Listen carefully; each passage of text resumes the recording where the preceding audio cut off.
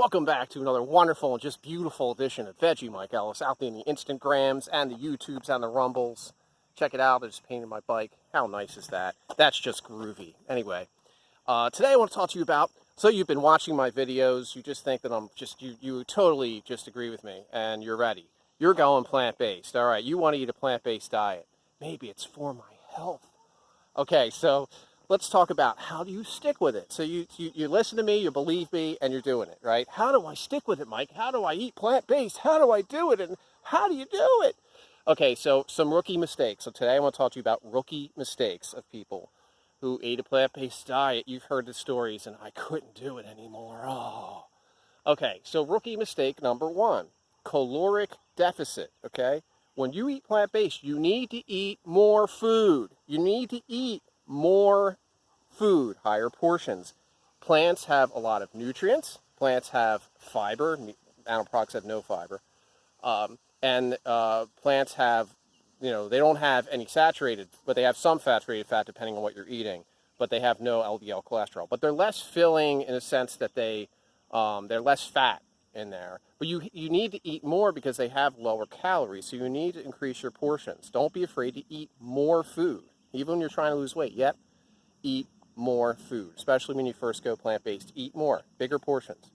Number two, rookie mistake number two, low carb. Carb, oh my goodness, carbs are horrible. Oh my goodness, carbs. Oh, how do you eat all those carbs? So, FYI, vegans are the only people, like as a group now, statistically as a group, not individuals, statistically as a group, only vegans have healthy BMIs. I just want to say that one more time, just let that sink in for a second. In the developed world, I'm not talking about people who, God forbid, sad to say, they're starving.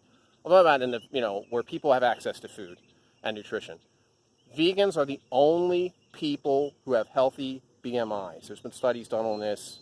You look into it, but it's true. Okay, so that gives you an idea. No, carbs don't make you fat. Oh, carbs, I can't. And then I have a friend who was feeling very weak, and she was trying to do vegan and somehow combine low carb. Okay, and I said, let's call her Cindy. Okay, let's call her Cindy. Her name's Cindy. And I said, stop it. I said, don't be afraid to eat, especially fruit. Eat fruit. Fruits are a wonderful. No, fruit is not a candy bar. Candy bar and fruit are not the same thing, nutritionally speaking. Broccoli and a Snickers bar is not the same thing. Not that she was saying that, but I'm just saying, as soon as she ate some fruit, I told her, just try it. Eat fruit. Don't be afraid to eat fruit. Sugar, no. It's not candy bar. Processed sugar and natural sugars in fruit are not the same. And your body will love you for it. And yep, she texted me a day or two later, thank you, I'm full of energy. I was loaded with energy when I went vegan, but you have to eat, and you have to eat carbs, healthy carbs, not white rice, brown rice, not white pasta, whole wheat pasta. Or if you have problems with gluten, you can eat rice pasta, but try to eat the brown rice. Try to eat quinoa. Don't be afraid to eat. Don't be afraid of fat, healthy fats, avocados, nuts, seeds. Do not be afraid. Assuming you're not allergic, don't be afraid of nuts and seeds. Don't be afraid of beans. They're not toxic. No, they're not. Whole grains are not bad for you. No, they're not. There's kind of some wackadoo advice out there. There's horrible nutritional advice out there. Don't listen to that crap. Eat a whole food plant-based diet is the goal. But my third tip is this. Don't go vegan and go healthy at the same time. I know it sounds a little strange. Don't go, even if you're going vegan for your health, don't eat healthy when you go vegan. Let me explain what I mean by that. Eat the vegan version of what you eat now. Don't suddenly eat super healthy and give up animal products at the same time. Do one thing at a time. Think about it. When you have a drastic change in your life, do you think it's a good idea to do 2 drastic changes at the same time? I mean, think about that. Would you want to start a new job and move at the same time? Some people have to do that, but you want to do that. Is that desirable? To have 2 huge changes in your life and have them happen at the same time? No, right? It's hard, right? It's hard to succeed when you impose 2 huge changes on your life at the same time. Don't do that, okay? Give up animal products first, and then after you eat the vegan version of everything, just vegan ice cream, if you eat ice cream now, if you eat lunch meat, vegan, tofurkey, vegan meatballs. Gardein makes great meatballs, make great fish sticks. Just eat the vegan version of what you eat now. Don't go with a cleanse. I'm going to cleanse. I'm just going to have fruit smoothies for 2 weeks and starve other than that. No. Okay, it's a recipe for disaster. You'll be all weak, you'll feel like crap, and then we'll blame, oh, I got to eat eggs now. No, you don't have to eat eggs now. I made that mistake. I did this. I wasn't eating enough calories. You have to eat, and you got to eat enough food, more food, and just eat. Just do the healthy thing later. Give up animal products, and then eat healthy over time. Eat more healthy foods, right? Okay?